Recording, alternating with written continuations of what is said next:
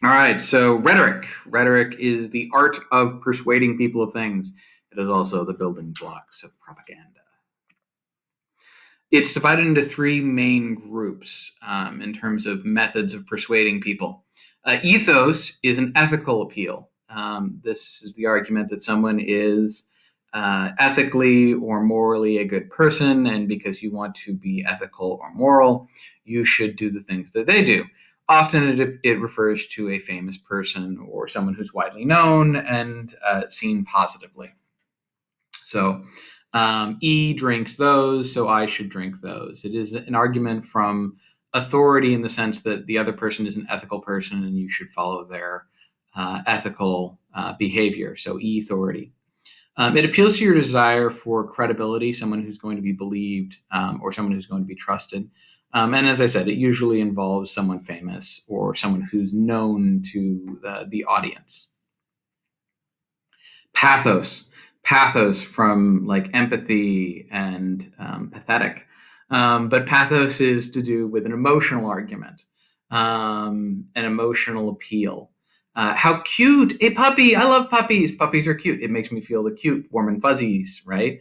So because of that, it's a pathos argument. So it appeals to your emotions. It usually uses imagery and words, and it in an attempt to evoke an emotional response. Logos. Logos is a logical appeal, not Legos. It's logos. So it's an argument for your logic. So this makes sense. This is a mathematical or scientific appeal because this, then this. So logical arguments are a third group within rhetoric. Appeals to your sense of logic and like, oh, that just makes sense, right? That's what we ought to do because numbers. Logos, not to be confused with logos. Logos are like, the thing for NASA and the thing for Batman. Logos pronounced logos, meaning logic. All right. So ethos, pathos, and logos. What is this Stalin lights up the future of our children poster trying to convince you of? Is it using ethos, pathos, or logos? What do you think? That's right. It was pathos. It was the argument children are cute. Here is an army of one: ethos, pathos, or logos. Well, in this particular case, the soldier is not a famous person, but it is, we all know what soldiers are, and it's an ethos argument. They're moral. They're someone to be emulated. Therefore, we should be like them. This is another version of an army of one. This is the old Soviet army ad from the 1950s, an army of one. Again, this was appealing to people's ethos. They should, support the troops.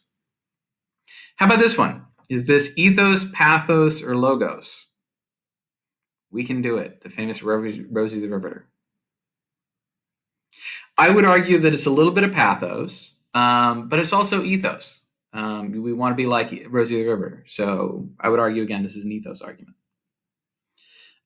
This is a contemporary of Rosie River. This is the Liberated Women Drive the Red Army. This is the Soviet propaganda from the same time. Again, this is very much an ethos-pathos argument. Again, you can have both at the same time. This one here, Subaru Outback, Motor Trend 2010 car or sport utility of the year. This is a logical argument because it is a widely recognized and successful car brand. It was given this award, and logically, this should be the car that you purchase. How about this one? This is a famous Hope poster from Obama's 2008 presidential run. Ethos, pathos, or logos?